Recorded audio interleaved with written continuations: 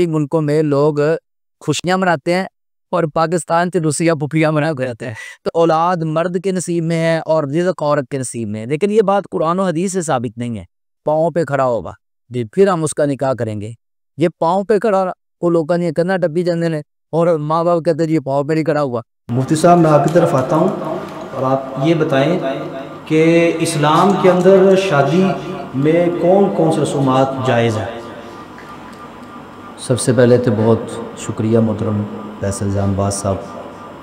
अल्हम्दुलिल्लाह वस्सलातु वस्सलामु अला रसूलिल्लाह, अम्मा बाद। अल्लाह रब्बुल आलमीन ने कुरान मजीद के अंदर ये हुक्म दिया है कि वह अनकिहुल अयामा मिनकुम वस्सालिहीन मिन इबादिकुम व इमाइकुम इन यकूनु फुक़रा युग़निहिमुल्लाहु मिन फ़ज़लिही। जो तुम में से अय्यम हैं उनके निकाह करो। अय्यम कहा जाता है हर उस शख्स को जो बग़ैर निकाह के हो, नौजवान हो। इसके अंदर कंवारे भी आते हैं, इसके अंदर ऐसे लोग भी आते हैं जिनकी बीवियां फौत हो चुकी, और ऐसे लोग भी आते हैं जिन्होंने अपनी बीवी को तलाक़ दे दिया है। इसका आम तौर पर हमारे यहाँ जो तर्जमा किया जाता है वो मुजर्रद, यानी जो बीवी के बग़ैर है। अल्लाह रब्बुल आलमीन का हुक्म है कि निकाह करो। हत्ता कि अल्लाह रब्बुल आलमीन ने यहाँ तक फरमाया कि वस्सालिहीन मिन इबादिकुम व इमाइकुम, जो तुम्हारे ग़ुलाम और लौंडियाँ हैं नेक, उनके भी निकाह करो। सबसे बड़ी बात, जैसा कि आपने प्रोग्राम के शुरू में कही है कि महंगाई की वजह से आजकल लोग बहुत परेशान हैं और बच्चियों की शादियों के मामले में ख़ास तौर पर बड़े परेशान हैं। तो अल्लाह रब्बुल आलमीन ने फरमाया इन यकूनु फुक़रा युग़निहिमुल्लाहु मिन फ़ज़लिही, अगर वो फ़कीर होंगे, तंगदस्त होंगे, तो अल्लाह ताला उनको अपने फजल से गनी फरमा देगा। यहाँ पर एक हदीस भी इसकी तफसीर के अंदर मौजूद है। रसूलुल्लाह सल्लल्लाहु अलैहि वसल्लम ने फरमाया कि 3 लोगों की अल्लाह ताला ख़ास मदद फरमाते हैं।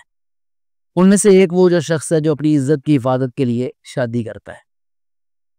इसी तरह रसूलुल्लाह सल्लल्लाहु अलैहि वसल्लम का भी हुक्म है, या माशर शबाब मन इस्तता मिनकुमुल बात फल्यतज़व्वज, ऐ नौजवानों की जमात जो तुम में से निकाह की ताकत रखते हैं वो ज़रूर निकाह करें, शादी करें।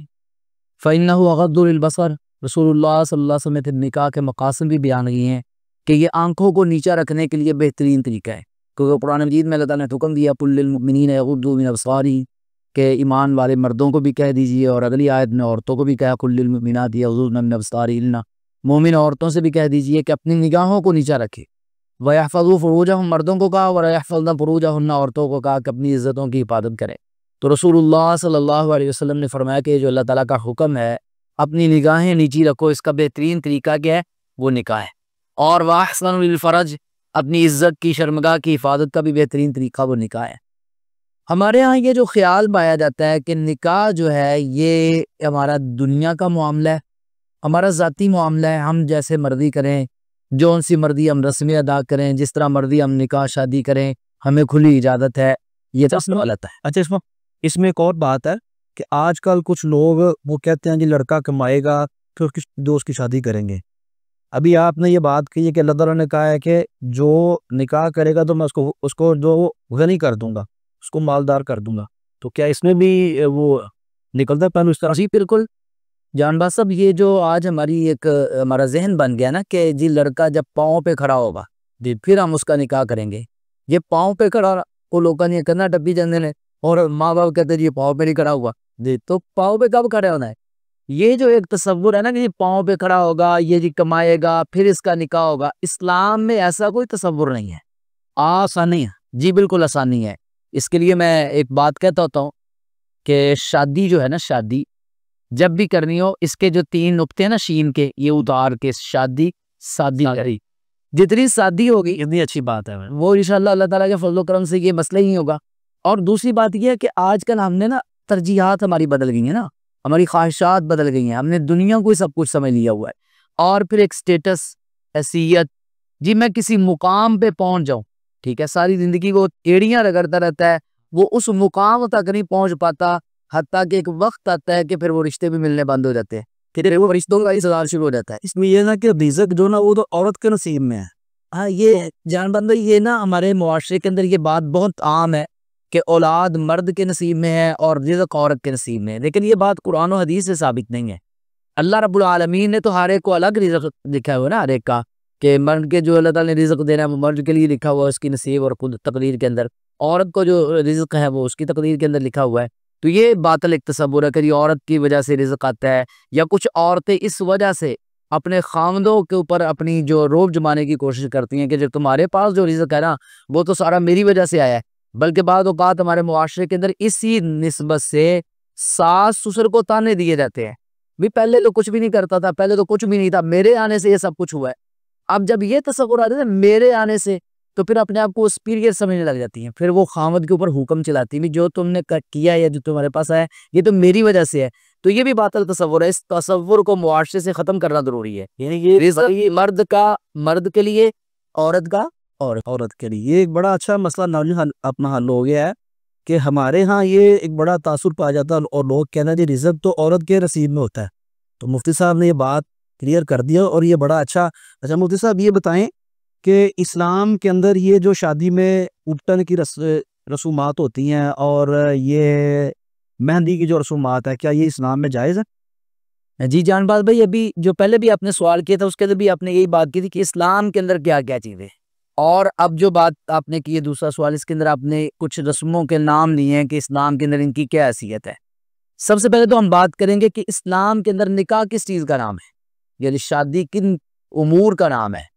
तो निकाह के लिए लाजिम है, बच्चा जवान हो गया, बच्ची जवान हो गई है, आप उसका रिश्ता ढूंढें। रिश्ता इसके लिए कुफुब होना चाहिए, उसका हमसर होना चाहिए, बराबर होना चाहिए, बराबर का जोड़ होना चाहिए। अगर आप बेजोड़ निकाह करेंगे तो फिर उसका नुकसान ही देखा है मुआशरे के अंदर, फिर बाद में तलाक़ें होती हैं। तो इस्लाम कहता है कि आपने कुफुब ढूंढना है, उसका बच्ची का हमसर ढूंढना है। मैं यहाँ पर यह भी कहना चाहता हूँ कि आजकल चूँकि दौर बदल गया है, बच्चियाँ तालीम याफ्ता है। अब एक तालीम याफ्ता बच्ची को आप बिल्कुल एक जाहिल के साथ बांध देते हैं तो फिर भी घर मुश्किल से चलते हैं। अक्सर ऐसे होता है कि लोग कहते हैं जी हमारे ख़ानदान में हमारी नाक पूँछ होनी चाहिए, मैं अपनी मर्ज़ी का निकाह बच्ची का जो है ना वो करूँगा, यानी उसमें बच्ची की रज़ामंदी नहीं होती, औलाद की रज़ामंदी। तो क्या ये ठीक है? तो इस्लाम तो वालिदैन को इसकी इजाज़त नहीं देता ना। हम जोर देते हैं इस बात पर बच्चियों के ऊपर, हम उनको ये अहादीस रटाते हैं, याद करवाते हैं कि ला निकाह इल्ला बिवली, वली की इजाज़त के बगैर निकाह नहीं है। और होना भी चाहिए, ये बात रटानी चाहिए, बच्चियों की तरबियत होनी चाहिए ताकि वो घरों से भाग के शादियाँ ना करें।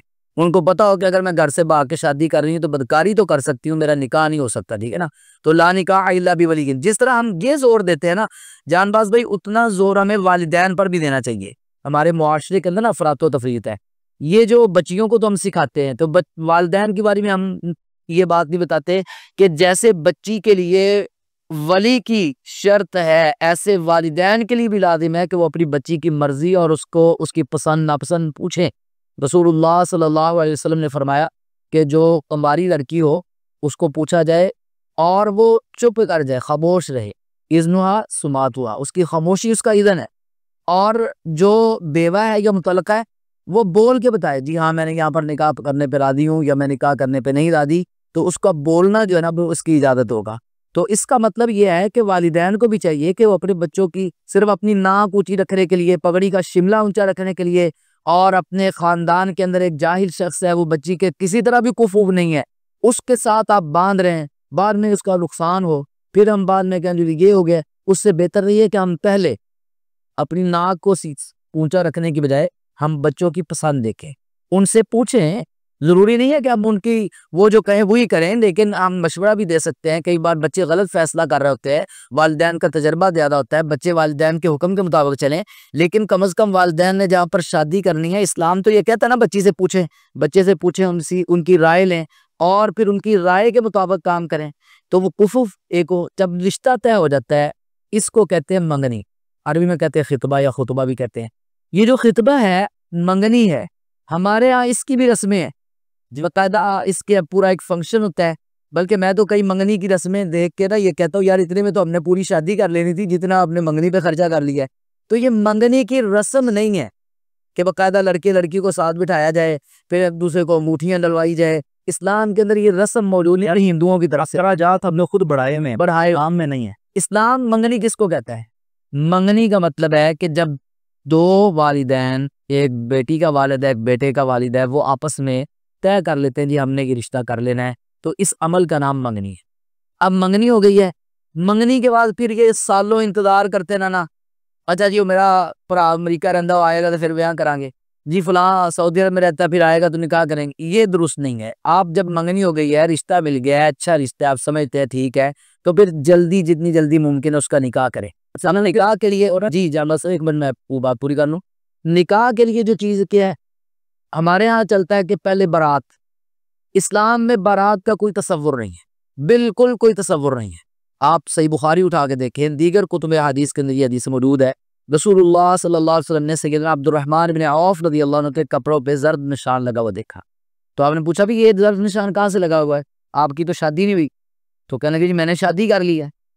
अब आप ये जुमला देखें, रसूलुल्लाह सल्लल्लाहु अलैहि वसल्लम कह रहे हैं कि तुम्हारा तो अभी निकाह नहीं हुआ, तो जर्द रंग कहाँ से लगे, ये तो औरतों का निशान है, क्योंकि जर्द रंग औरतों के लिए होता है। तो वो क्या कहते हैं जी मैंने निकाह कर लिया है। अब इस जुमले के अंदर हमारा पूरा दीन समझ आ जाता है। अगर बारात का कोई इस्लाम के अंदर कंसेप्ट और तसव्वुर होता तो अब्दुर्रहमान बिन औफ रज़ी अल्लाह तआला सबसे पहले बारात में किसको दावत देते, रसूलुल्लाह सल्लल्लाहु अलैहि वसल्लम को दावत देते। हमारे यहाँ ये भी कंसेप्ट है ना जी, मतलब मैं किसी जमात के साथ ताल्लुक रखता हूँ तो मैं कहता हूँ मेरी तंजीम का सरबराह आके निकाह पढ़ाएगा ना, तो फिर ही मैंने निकाह पढ़वाना है। जी जी। अब देखिए रसूलुल्लाह सल्लल्लाहु अलैहि वसल्लम मदीने में मौजूद है, अब्दुर्रहमान इब्न औफ रज़ी अल्लाह तआला ने इतनी भी ज़हमत नहीं की कि मैं रसूलुल्लाह सल्लल्लाहु अलैहि वसल्लम को निकाह की दावत दे दूँ। अगर निकाह की दावत दी होती तब भी रसूलुल्लाह सल्लल्लाहु अलैहि वसल्लम को पता चल जाता कि अब्दुर्रहमान इब्न औफ रज़ी अल्लाह ने निकाह कर लिया है। अगर बारात का कोई तसव्वुर होता तो बारात के अंदर भी अल्लाह के रसूल पहले बाराती होते। कोई बारात नहीं है, किसी को पता ही नहीं है, अब्दुर्रहमान इब्न औफ रज़ी अल्लाह जाके निकाह कर रहे हैं। रसूलुल्लाह सल्लल्लाहु अलैहि वसल्लम को पता चला तो ये शिकवा नहीं किया, यार अब्दुर्रहमान मैंने तो बुला लेना सी, हम क्या चाहते, मुझे तो बुलाया ही नहीं है, निकाह शादी कर ली, मुझे तो बुलाया ही नहीं। और हमारे यहाँ ये कॉन्सेप्ट है कि शादियों में लोग अपने जो रिश्तेदार जो नाराज होते हैं, फूफियाँ चाचे इस तरह के, उनको लोग मनाते हैं शादियों में। वो मैं तो ये कहता तो भी बाकी मुल्कों में लोग खुशियाँ मनाते हैं और पाकिस्तान से रूसिया फूफियाँ मना के जाते हैं। तो मतलब है कि वो इसमें भी ना एक बड़ा हमारे यहाँ पहलू गलत निकला है कि ये तो अच्छी बात है कि जो नाराज उसको मनाना चाहिए, ठीक है, जितनी जल्दी हो सके मनाना चाहिए। ये तो 3 दिन से ज्यादा नाराजगी जायज़ ही नहीं है। रसूलुल्लाह सल्लल्लाहु अलैहि वसल्लम ने फरमाया कि ला तुजाविज़ु सलातुहुन्ना आज़ानहुन्ना, जो अपनी ज़ात के लिए किसी से नाराज हुआ है ना और 3 रातें गुजर गई हैं तो उनकी नमाज भी अल्लाह ताला कबूल नहीं करते, तो मनाना चाहिए। लेकिन शादियों के मौका पर ना जानबूझकर लोग नाराज भी होते हैं और फिर जानबूझकर कहा जाता है भी उन्होंने मना के ले आओगे दसियाना है। मेरी एक रिश्तेदार को अपनी दावत दी है, वो कहता है वो आएंगे दसियाना, पता भी वो इनसे नाराज है, वो नहीं आएंगे।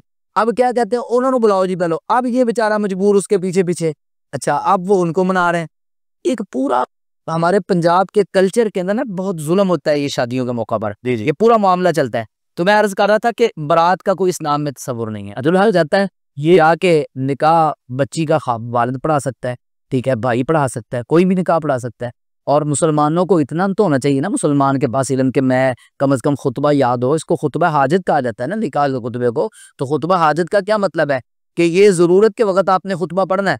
तो हर मुसलमान को जिस तरह नमाज याद है वैसे खुतबा हाजत खुतबा निकाह भी याद होना चाहिए जी। तो खुतबा निकाह पढ़ें और इजाब कबूल करवा दें।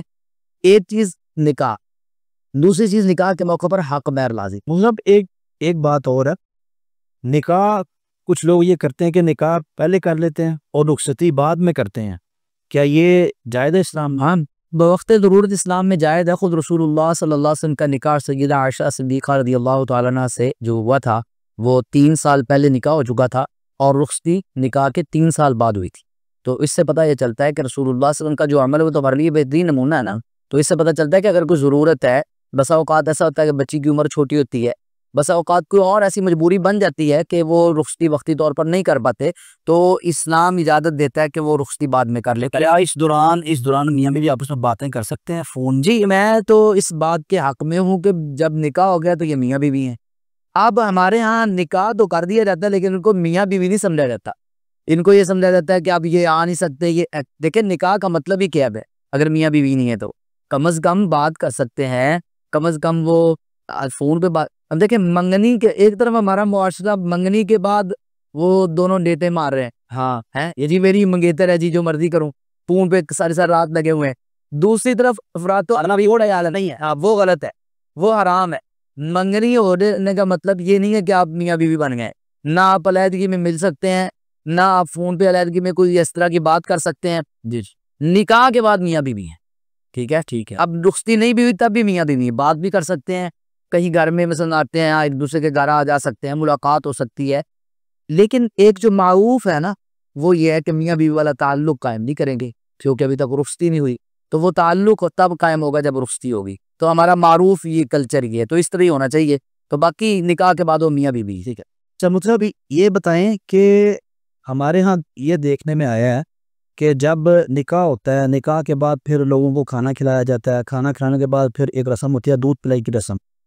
उसमें मियाँ बीवी को, दुल्हन और दूल्हा को इकट्ठा बिठाया जाता है, फिर बच्चे आते हैं, ख़वातीन आती हैं और तहाइफ देती हैं इनको। तो क्या ये इस्लाम में जाए ना तहाइफ देना? जी जानबाज भाई, बात ये है कि जब निकाह हो जाता है ना, अब ये तो मियाँ बीवी हैं, ठीक है, साथ बैठ भी सकते हैं और इकट्ठे भी हो सकते हैं, एक दूसरे को देख भी सकते हैं। अब मसला ये है कि ये तो दोनों मियाँ बीवी हैं। अब पूरी रस्म क्या है, वो आपने दूध पिलाई की बात की है, लेकिन पूरी रस्म की बात नहीं की। पूरी रस्म तो ये है कि सालियाँ आके दूध पिलाती हैं जी, और उस पर बाकायदा पैसे वसूल किए जाते हैं, लाग लिए जाते हैं, लाग कहते हैं उनको। वो पैसे दूध पिलाई वसूल की जाती है और उसमें बाकायदा एक मजाक का माहौल होता है, मखलूत माहौल कायम हो जाता है। अब सालियाँ अपने वो उसके साथ, बहनोई के साथ अटकेलियाँ कर रही होती हैं, मजाक कर रही होती हैं। भाई निकाह तो बीवी के साथ हुआ है जी, सालियों के साथ तो नहीं हुआ। अब वो साली तो इसके लिए गैर महरम है, ना वो पर्दे के बगैर इसके सामने आ सकती है, ना इसके साथ अटकेलियां कर सकती है। वो जो देवर वाली हदीस है ना, रसूलुल्लाह सल्लल्लाहु अलैहि वसल्लम से पूछा गया, कह रही थी देवर के बारे में क्या ख्याल है, तो हमने बोला अल्हम्बुल मौत, देवर तो मौत है, उससे बचना जरूरी। तो जैसे भाभी के लिए देवर होता है ना, ऐसे साली के लिए बहनोई होता है। तो ये भी देवर ही है, हम वही में आता है ये बहनोई, ठीक है। तो ये भी मौत है, इससे भी बचना जरूरी है। और हमारे मुआशरे के अंदर मैं आपको क्या बताऊं, बहुत सारे ऐसे केसेस हमने देखे हैं कि जिसमें बहनोई और साली जो है वो आपस में गलत काम करते बाद में पकड़े जाते हैं। तो बात यह है कि यहाँ तक नौबत आती क्यों है, ये शादियों को मौका पर जब हम डील दे देते हैं ना, ये शादी है जी, शादी है, जो मर्जी करने, शादी है, शादी है, शादी के नाम पर हम अपनी मर्जियां करते हैं और अल्लाह और उसके रसूल की हुदूद की मुखालफत करते हैं। अब आप देखें, ये जो खुतबा हम पढ़ते हैं निकाह के मौका पर, इसके अंदर 3 आयात है। तीनों आयात का मफहूम क्या है कि अल्लाह से डरो। अब निकाह के मौका पर रसूलुल्लाह सल्लल्लाहु अलैहि वसल्लम खुतबा पर निकाह पढ़ते तो ये 3 आयात पढ़ते, अल्लाह से डरो। आज आलिम दीन कोई हमारा निकाह पढ़ा रहा है, इमाम मस्जिद को निकाह पढ़ा रहा है, कोई खतीब, वो भी ये 3 आयात की तिलावत कर रहे हैं निकाह के मौका पर। क्यों कर रहे हैं कि निकाह शादी का वो मौका होता है जिसमें हमारे यहाँ अल्लाह की हुदूद को फलांग दिया जाता है। तो ये डराया जा रहा है, भाई अल्लाह, शादी खुशी ठीक है, लेकिन एक मुसलमान की खुशी अपनी मर्जी के मुताबिक नहीं है, ये अल्लाह और उसके रसूल की मर्जी के मुताबिक रहना है। हुदूदुल्लाह को नहीं फलांगना, हुदूदुल्लाह को फलांगते अल्लाह से डरना है।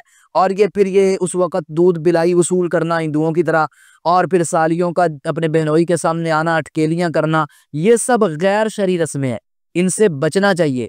निकाह हुआ है, निकाह के बाद वो बीवी की रुखसती करें, बीवी को अपनी को ले जाए घर, और घर जाके दूध पिए, कोई ऐसी बात नहीं है। हाँ, अगर आप दूध पिलाना चाहते हैं मिसाल के तौर पर, ठीक है, तो दूध पिलाने का क्या तरीका है कि घर में लेके आए हैं तो मर्द जो हजरात हैं वो मर्द को दूध पिला दें। मतलब लड़की के जो भाई हैं वो लेके आ जाए, वो दूध दे दें कि लो जी, लड़की का भारत दे दे दूध। फिर मेहमान नवाजी करनी है ना जी, अपने बहनोई की या अपने जो घर में दामाद है उसकी, तो बाप भी तो दूध पिला सकता है, वो दूध पिला दे। खाना खिलाना है, खाना खिलाएं, मिठाई। और उस वक्त फिर ये भी जो आपने बात की ना कि तोहफे दिए जाते हैं, और गैर महरम औरतें आके, लड़कियां जी, उसमें तोहफे में क्या होता है, 2 किस्म के लोग शरीक होते हैं। एक तो जो लड़की की रिश्तेदार लड़कियां होती हैं, दूसरा जो उसकी सहेलियां होती हैं, कजन्स और सहेलियां। अब ये सारी दुल्हा के लिए भी गैर महरम है, और दुल्हा के साथ जो 2-4 उसके यार आए ना मिस्टंडे, उनके लिए भी गैर महरम है।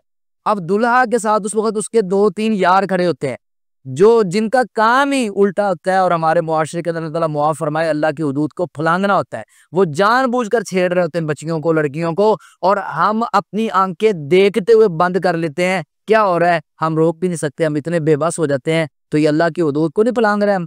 तो बिल्कुल गैर महरम लड़कियां, कजन, हाँ, अगर किसी ने तोहफा देना है तो जरूरी है कि वो दूध पिलाई के मौका पर देना है, वो पहले भी तो दे सकते हैं। वो बच्ची को तोहफा देना है ना, तो बच्ची जब घर में मौजूद थी, या अलग जहाँ पर औरतें बैठी थी वहां पर जब मौजूद थी, तो उसकी सहेलियां, उसकी कजन आके उस वक्त उसको तोहफे दें। ऐसे ही जिन्होंने लड़के को तोहफा देना है, जो मर्द रात आए, वो लड़के को तोहफा दें, ठीक है। तो ये जो है ना गैर, असल में जब भी औरत और मर्द का इख्तिलात होगा ना, पर्दे के बगैर, गैर महरम मर्दों औरतों का, उसका नुकसान ही होगा, उसका फायदा कोई नहीं होगा। तो ऐसी कोई भी रस्म, मैं कहता हूँ वो गैर शरई बन जा, अगरचे शरई भी हो, वो फिर भी यार शरई बन जाती है जब उसके अंदर औरतों का और मर्दों का ये मखलूत मजलिस हो जाती है, इख्तिलात हो जाता है गैर महरमों का। इसलिए बचना चाहिए। निकाह के मौका पर जो एक बात और है, हक महर जो है ना, ये लाजिम है। जो हक महर मुकर्रर करना, ये जिस तरह हम बात करते हैं इस्लाम में क्या चीज़ है, तो इस्लाम में निकाह के मौका पर हक महर मुकर्रर करना ये लाजमी है। खुद कुरान मजीद के अंदर भी अल्लाह रब्बुल आलमीन ने हुक्म दिया है कि वातुहुन्ना सदुफातिन निहला, उनके जो हक महर है वो खुश दिली से अदा करो। तो हक महर के बारे में भी हमारे यहाँ अफरात तफरीत है। 1200 रुपये का जो हक महर देते हैं वो क्या है, उसमें कौन सा 3200 रुपये का हक महर? हाँ, वही पहचाना जाता है कि अफरात तफरीत है। बाद लोग तो जनाब 5-5, 10-10, 20-20 लाख रुपया कहते हैं लिखो जी, ठीक है। बाद लोग कहते हैं जी 32.25 रुपए, ठीक है जी, वो 32.25 पर यहाँ से निकल कहते शरी हक महर। बहुत सारे लोग कहते हैं शरी हक महर। मैं कहता हूँ शरी हक महर क्या है जी, बताएं। शरी हक महर ये है कि जो लड़का, जो दुल्हा है, उसकी जो कैपेसिटी है, उसकी जो उसकी आमदन है, जो उसके पास अमवाल मौजूद हैं, पैसे मौजूद हैं, जो उसकी प्रॉपर्टी मौजूद है, उसकी हैसियत के मुताबिक अगर वो अमीर है तो लाख रुपए भी रख सकता है, और अगर गरीब है तो वो हत्ता के रसूलुल्लाह सल्लल्लाहु अलैहि वसल्लम ने तो एक शख्स को ये भी कहा था कि लोहे की अंगूठी घर में मौजूद है तो वही ले आओ। उसको लोहे की अंगूठी भी नहीं मिली तो नबी सल्लल्लाहु अलैहि वसल्लम ने फरमाया कि चलो तुम्हें कुछ सूरतें जो कुरान मजीद की याद हैं वो अपनी बीवी को याद करवा देना। ये सूरतें याद करवाना या कमैर है। तो इसमें ना अमीर और गरीब में फ़र्क है। जितनी हैसियत, हम दूसरों के चेहरे सुर्ख देखकर अपने चेहरे को तमाचे मारने शुरू कर देते हैं, थप्पड़ मारने शुरू, लाल हो जाए, ये नहीं करना चाहिए। अब अमीर आदमी ज्यादा अपना बांध रहा है तो उसकी देखा देखी गरीब भी ज्यादा करें। अच्छा, यहाँ पर मैं जानता हूँ एक बात और मैं आपको बताऊं जो हमारे मुआशरे में चलती बात, वो ये है कि बहुत सारे लोग इसकी ज्यादा अकमैर रख लेते हैं ताकि बाद में ये तलाक ना दे सके जी, तलाक ना दे ताकि बसाए। अच्छा, इसका नुकसान क्या होता है? इसका नुकसान ये होता है कि अगर उसने नहीं बसानी ना तो चलो तलाक दे देगा, लड़की की जान छूट जाएगी ना और कहीं और शादी हो जाएगी। अगर हक महर 20 लाख रखा हुआ, वो उसको पता है तलाक दूंगा तो 20 लाख दूंगा, अब ना बसाता है और ना तलाक देता है। अब लड़की बीच में बेचारी बात फंस गई। अब ये छोड़े तो कहीं और निकाह हो, और अगर ये छोड़ता है तो उसको पता मुझे तो 20 लाख या 5 लाख या 10 लाख देना पड़ेगा और मेरे पास इतने पैसे नहीं है। अब वो क्या करता है, लड़की को लटकाए रखता है, जबकि इस्लाम के अंदर ये जायज नहीं है। अब देखें, घर वालों को क्या फायदा बिना वालिदैन को ज्यादा मेहरबान के, नुकसान अपनी बेटी का कर लिया। तो इसलिए मैं कहता हूं कि जब आप शरीयत के मुताबिक चलते हैं ना, कुरान और सुन्नत के मुताबिक, तो ये हमारे लिए फायदा मंद है, खैर इसमें है। अगर हम अपने तौर पर सोच लें जी मेरा फायदा इसमें है और शरीयत को पीछे छोड़ दें तो फिर मैंने अक्सर देखा नुकसान होता है, फायदा नहीं होता।